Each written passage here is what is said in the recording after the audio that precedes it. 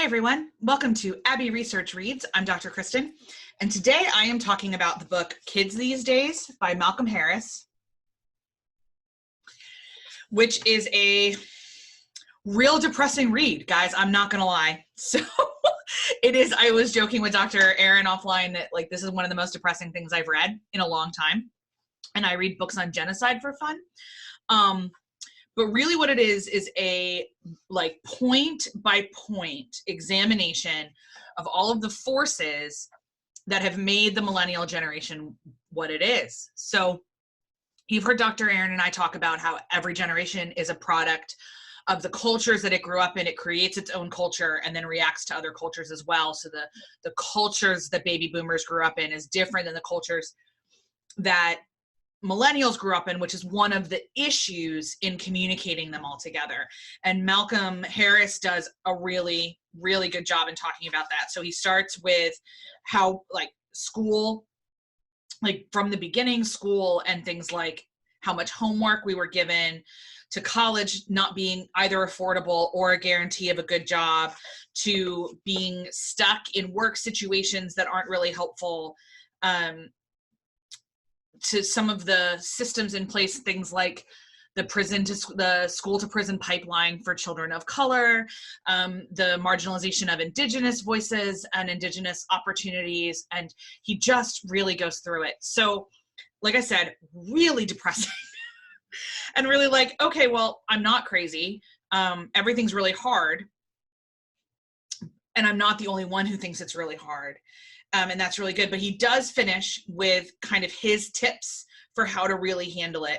And he calls them the Bop It solutions, which is going to make sense to fellow millennials watching it. If you remember that commercial, that toy from the 90s, that was Bop It. He says all of his solutions are things that you could hit when you hit Bop It. So give it, protest it, vote it, buy it, etc. And a lot of his things are the stuff that a lot of people advocate for. Protest causes that are important to you. Make sure you are active in the political system and therefore vote. And if you are capable of running for office, do it. If you have the social capital in terms of the economy, and so don't buy things made by corporations, buy local, and spend money on Etsy for Christmas gifts instead of at Target, things like that. Although, as you will have heard in one of this week's Good Doctors Diagnose, Target is a great corporation to potentially support because of their support of people, of artisans of color. But we're all really upset with scared for the planet. He talks about why that is.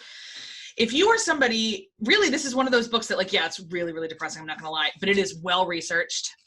Here is where, this is a good, hi, I'm an academic nerd thing, but here is where the bibliography starts. So all of this is bibliography. He did his work, y'all. And he's got some reads, other things that you can consult. If you are somebody who is interested at all in the movement of humans, the evolution of human behavior, how these things are all working, I really recommend it. I certainly, even on things that chapters I already knew quite a lot about, you might be able to see, I've been quite high lady.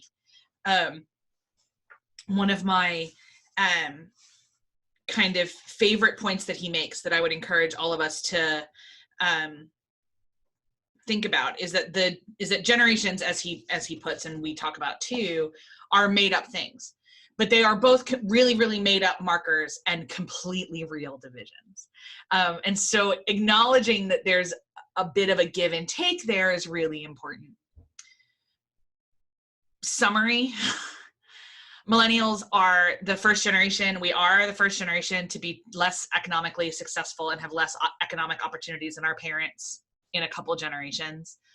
The average millennial American has at least $50,000 in school loans, and usually around $15,000 to $20,000 in credit card loans. That's an average, and that's a lot to just kind of make it by. The average millennial will have 14 jobs in their lifetime, whether that's all in the same industry or not.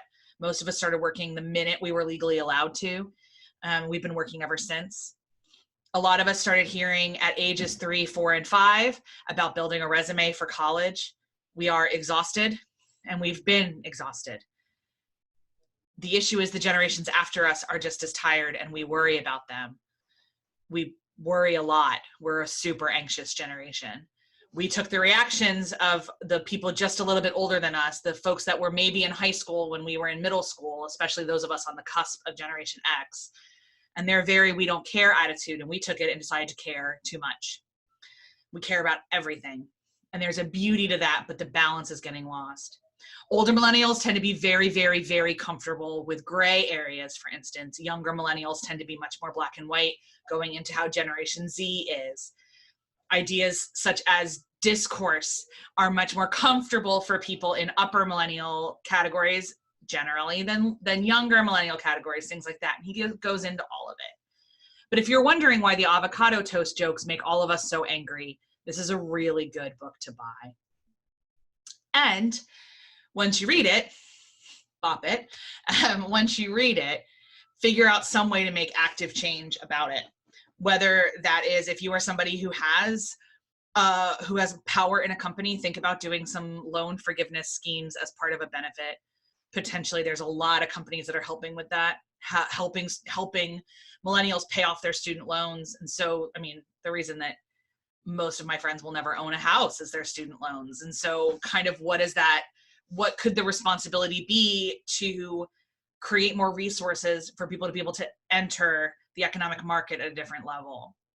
If it all comes back to money, which we all know it always does, the problem probably isn't that we want 1 million of pieces of avocado toast and a lot of Starbucks. The problem is probably more deep-seated than that. Malcolm Harris does a great job of explaining why. We're in the middle of a 5-week chunk here talking about generations at Abbey Research, and so we'll keep going. Dr. Hinson's got another book review of a brand new book, because I should say this one's a couple years old. Some of the statistics are just a touch outdated. You know, if I'm reading a book that's 2 years old, it was probably written 4 years ago, so there's definitely some even newer research on top of this, and Dr. Hinson will be bringing that to us in our next book review. But this is considered to be the first major book on millennials written by a millennial. And for that fact, I felt seen, really depressed, but not alone. And that is really, really, really important. So yeah, recommend for everybody who works with humans, Kids These Days by Malcolm Harris. Bye.